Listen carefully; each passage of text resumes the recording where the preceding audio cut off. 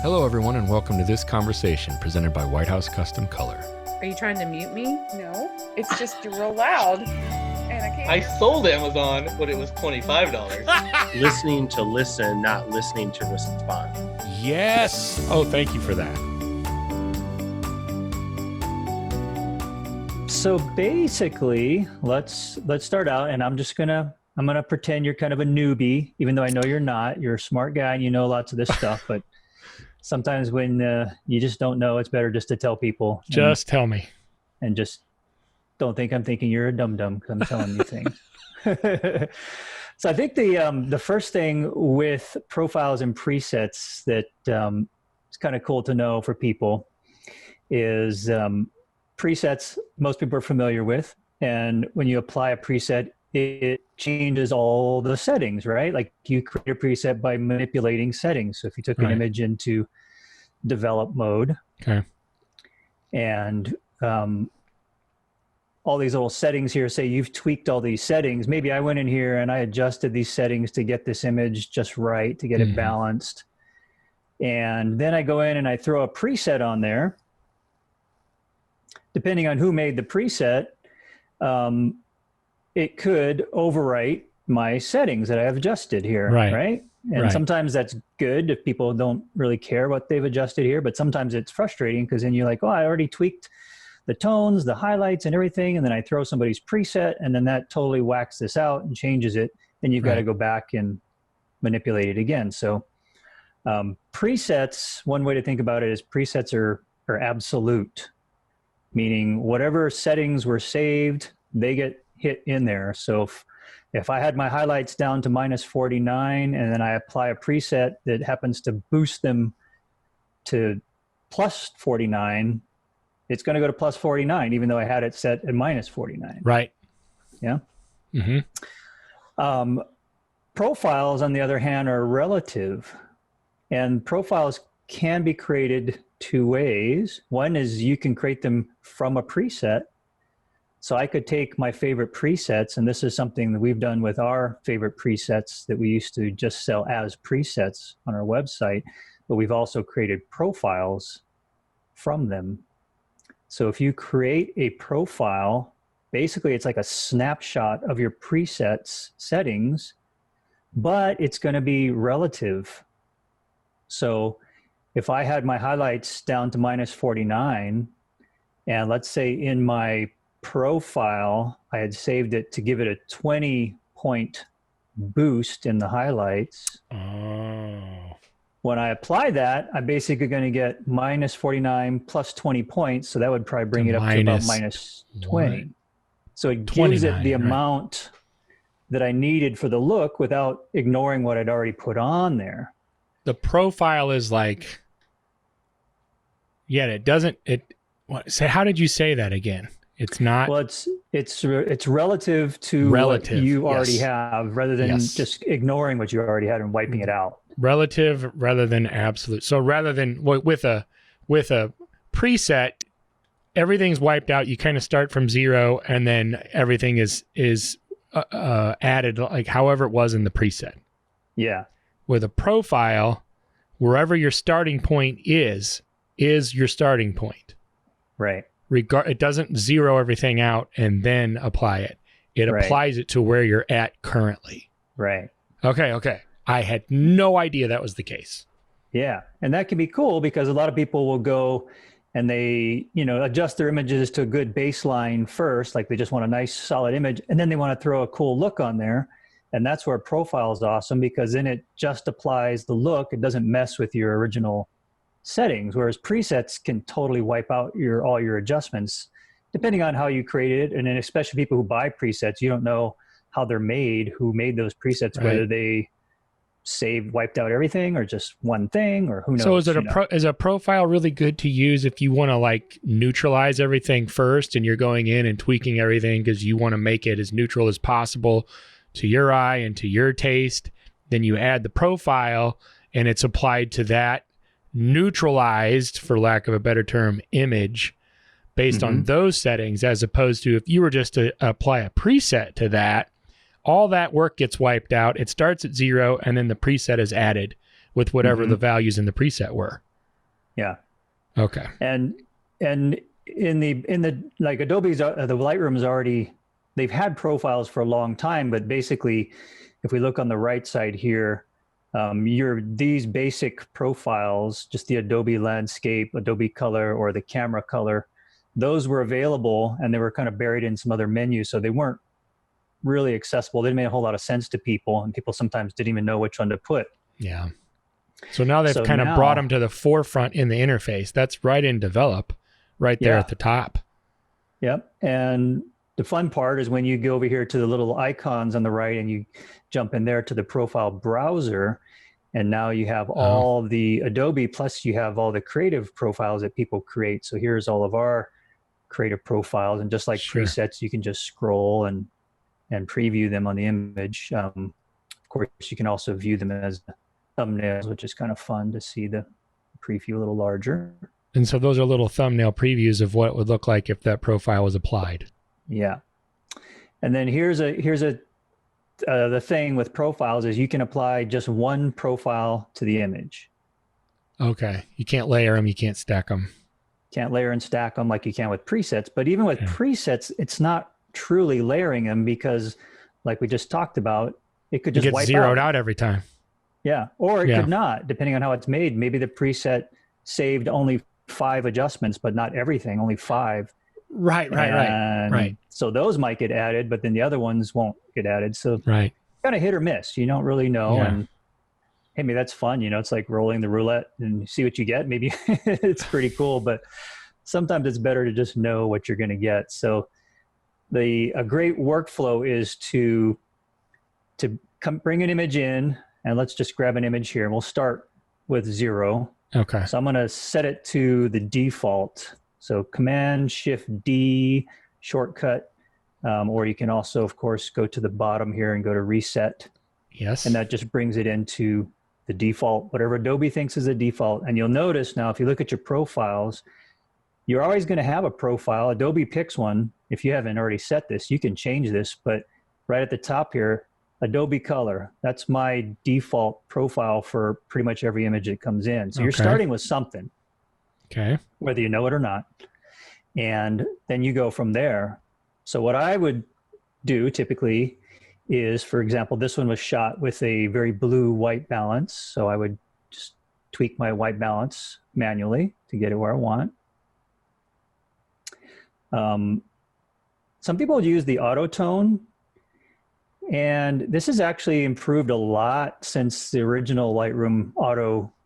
This in old school Lightroom, it wasn't very good, but I think they've really improved it a lot. So Yeah. it's generally usable. So you could actually select a whole batch of images and hit auto and let it do its thing, and you get pretty darn close. Well, and at the very least, it gives you kind of a baseline to at least start from, and maybe you want to tweak a little bit Yeah. from there, right?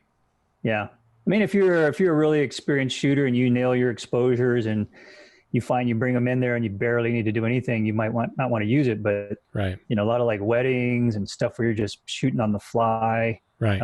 it can be really nice to just boom, hit it with an auto and then go from there. Right. So this one, I want it after hitting the auto, tweaking the white balance. I want to bring my exposure down just a wee bit because Yeah. I want it a little more moody. Yes. It's kind of the feeling I was working with here. So the auto tried to balance it all out, but I don't really want it balanced. I want it more Mhm. moody. And so now there's a good base image as far as what I want as a base. And then I would jump into my profiles and start experimenting with profiles. So if people haven't dug in here already, there are already some basic profiles that Adobe provides. And this is kind of cool too, is you can browse at the top for anything for color images I or see. just black and white. And it filters them out. So even in the sets, it'll narrow them. So for example, here's our Prima Portra package. If I have the black and white filter, it only shows me the black and whites in that package. Yeah. And then if I go to all, then I go to Prima Portra, They're all back in there. they're all in there. Yeah. So let's see here. If we wanted to take something, this one's a kind of cool one. Softer cream. I like And it. one of my favorite things about profiles, and this is where they're really different than presets, is the amount slider. So say we threw this softer cream profile, and this is something that people always ask about presets. Like, can I just reduce it's too strong for me, or it's not quite strong enough. And I don't want to go into all the sliders and figure out which one does what. I just want the look to be lighter or harder, stronger or weaker. And that's where profiles are sweet, because you just go right up here to the amount slider in the top. And now I just dial that up or down even. So all the way down is the original without the profile.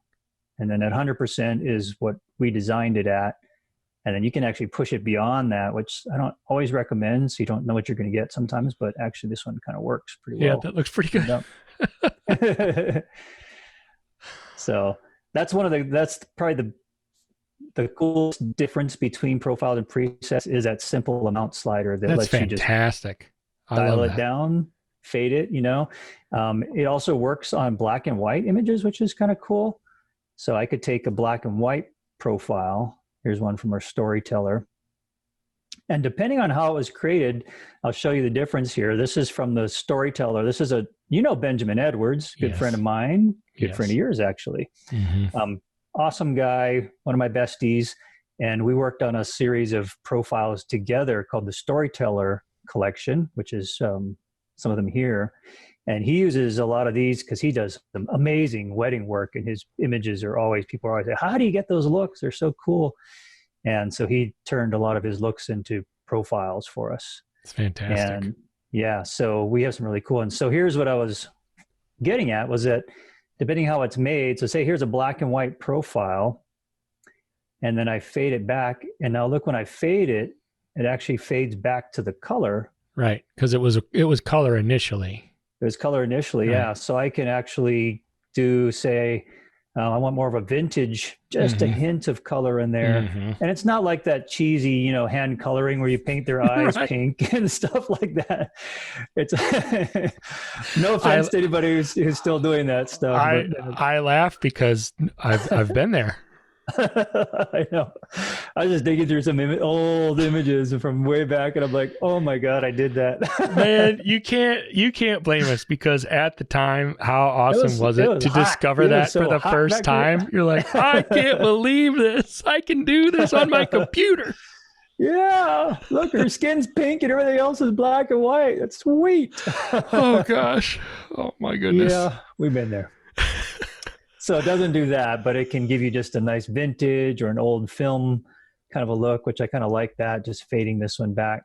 Well, and you have so much control. You can decide, the intensity of that so easily. It's like having that on its own separate layer in Photoshop, and then being able to adjust the opacity up and down. I love it. Yeah. And you've essentially got, a jillion more variations on the same profile, depending on where you set the intensity of it. So here's the interesting thing. I'm going to just go back to an original. So let's go to Adobe and set it back to Adobe Color, kind of a default. I have other profiles that were made differently. So let's look at the workflow collection. And this black and white's in here. Here's the one I really love, is Hollywood. Now notice on this one, when I fade it back, it doesn't go to color. It fades the intensity of the black and white conversion. Do you have that built into the profile so that it... Yeah. Because this profile was created starting with Lightroom. So it's basically taking Lightroom. So this is probably more information than most people need to know, but the way it was created is it's taking Lightroom's base settings and then turning that into a profile, or Lightroom's adjustments. Whereas the other profile that I just showed you was created in a separate program, which is used for developers to create profiles for Lightroom. Oh my, okay. We didn't even create it in Lightroom. So the cool thing with our Storyteller collection is that we did things with color manipulation that you cannot do in Lightroom, period. Oh, wow. So it's kind of like a amped up Photoshop. Right. where you can manipulate color in ways that Lightroom doesn't even do. Wow, And then you apply it. I like it a lot. Yeah. So 2 different ways you manipulate that. So this one, again, we can fade the intensity of the black and white. So it's almost softer or more contrasty. Right. Still works. And then if you want to, say you put a profile on there, you can jump in, you can manipulate. See, it didn't change my original settings by putting that profile. So these are all the settings that we had dorked around with at the beginning. Right. White balance and everything. Another little cool tip, I don't know, it's kind of outside of the scope, but just when people have a black and white image, adjusting your color temperature on a black and white is kind of like filtering it with black and white filters in the camera. Yeah. So you can actually change the tones by playing with your white balance on a black and white image as well. Little side tip there. And so at the top there, again, real fast, is that there's your profile listed, and then there's that amount slider. So you can adjust that in this window too. Yep. Even after going through and tweaking some of your developed settings still. Yep, totally. Okay. As with another nice thing about profiles is you can save favorites easily. Presets, you can put them into favorite folders as well, but when you're browsing through and you find one that you really like let's say that's this black and white storyteller. Oh, you can star them. Star, boom, and then it appears in your list up here. Your fast lists, I guess, your quick access list. Oh, it goes there to the top. Okay. Yep. So there's that black and white storyteller. So we can jump back to that one if we want to. And there's our Hollywood. Nice. Jump back to that. Nice. Wow. So kind of cool. I had no idea. I didn't. That's awesome. Yeah. So I think the main takeaways is thinking of relative versus absolute. Yeah. Speaking of the relative versus absolute, another really cool tip that I think, well, I kind of assume people know, but I want to make sure people know, is that let's just leave profiles and presets off the table for a minute and say you're just adjusting your images. And if you adjust them in develop mode, and this really applies if you're adjusting a bunch of images at once. So let's take, I'm going to jump back. I'll grab images shot in a similar situation here. Right. And I'll return those to default settings.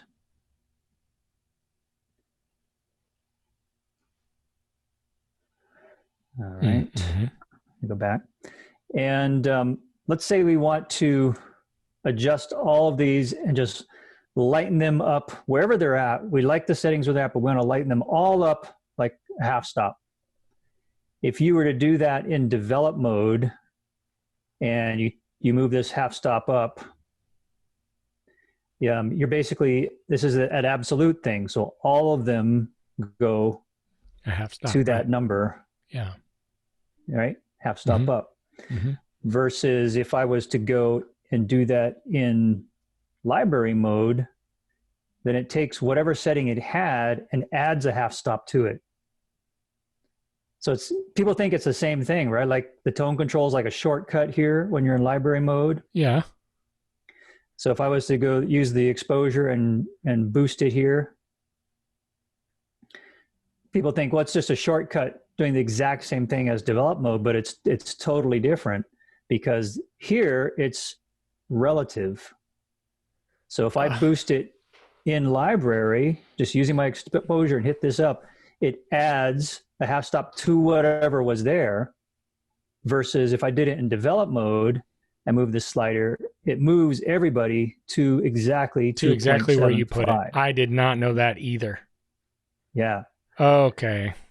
So that, especially when you're working with a bunch of images, you may have them all adjusted and you're like, hey, everything just needs to go a little brighter. Same amount, just a little brighter. You don't want to do it here in exposure because you'll jack the exposure for all the individual images. You want to do that in library mode using where you're bumping everything up a little bit from where it is. from where it is exactly. And Right. it'll even, if you hover, it tells you, say this button's a third stop boost. This one's a full stop boost. Right. So Ooh, I like that's that. So from- you can go to 1/3 or you can go to 2/3. Right. Yeah, 2 clicks gives you 2/3 I like it. and all the images. I did not know that either. That's really important because that's messed me up a lot of times when I've had all my images all tweaked and like, no, everything just needs to go a little brighter, or I want to change the white balance on everything just a little bit. Yeah. Um, You actually especially might be white balance. lowering the exposure on some of them. Yeah, you could Right. be. You could be totally flipping it all the way totally around if you went Gosh. develop mode. You make me feel like I've never used this program before. Well, you're doing other things, Jed, and I know I you am. know a lot about all these programs. Wow, too. that's great though. Those are big things to know. And that one too works great for white balance. I think that's probably one where people really would use that because you have a whole series of images and you say, they're all nice, but they need to be, I want just warm. I just want to warm them up all a little bit. Mm-hmm. And this is where you'd want to do it with the temperature here in the For library. and sure you would. Yes. not develop, because then you jack Right. it all up and develop. Right. mode. Especially with white. Yeah, with white balance, that's a really good use case for sure. Yeah. Just add a little bit of warmth to everything, wherever Wow. it's at. Okay. Oh, I was going to just one more little tip here on the profiles. It used to be you could set in the develop mode a default profile for types of images, so certain raw images and all that. And recently they've moved where you do that, where you set your default. So if you go to your Lightroom preferences, Mm-hmm. and we jump into that window. So in your preferences now, under the presets panel is where you can choose a preset that you want to be your default setting. And presets can include profiles in them too. So if you have a setting that you want for your favorite, this is where you would choose it automatically. And this can also be by camera. Oh, I see what. Yeah. Oh, I've seen that before. Right. Now it's there. Yeah. Now it's there. Okay. Yeah. So I'll back up here. So the presets. You're in presets. Yep. And here's where you choose to let Adobe default to whatever you want. You can have the camera settings, meaning it, on the back of your camera where you can choose like portrait mode or landscape mode or whatever. Right. And usually if you import it with the Adobe default, it doesn't care what you use. It just uses what Adobe thinks it should use. Right. So if you want to respect that, you can actually switch this to camera settings. Or you can have it jam a preset on there, which a preset can be any of your presets. And those presets can also include profiles in them. So you could have a preset that has a profile that you want to use.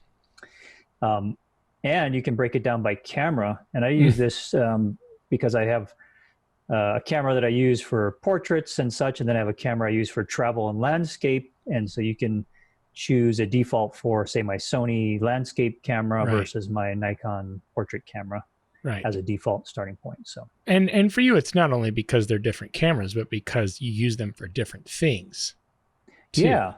Yeah. My Nikon, I pretty much use that for portraits, teaching workshops, and people pictures. And there's definitely a look I'm going to put on those. It's totally different from my landscape stuff. So why not just start with that? Yes. And this just makes it a little quicker. That's great. Yeah. So that's kind of it in a nutshell. That's great. Yeah. Man, that's great. I do at one hand, I'm like, I like to learn new things, but on the other hand, it's like, I just feel like there's so much more. When I learn something like this about a program, like Lightroom or Photoshop, sometimes I'm like, I love learning new stuff.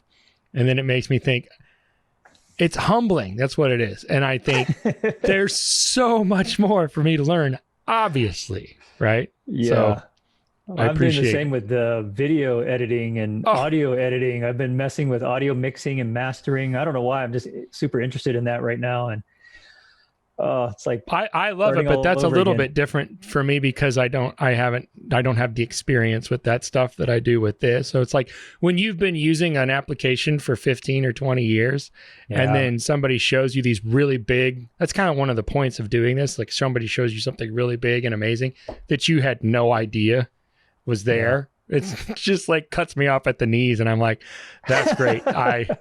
I just need to keep learning for the rest of my life, obviously. Yeah. Well, that ain't such a bad thing. No, it's not. Commit No, to, it's you not. know? It's not. Yeah. I Well, good for appreciate it, you brother. for wanting to learn.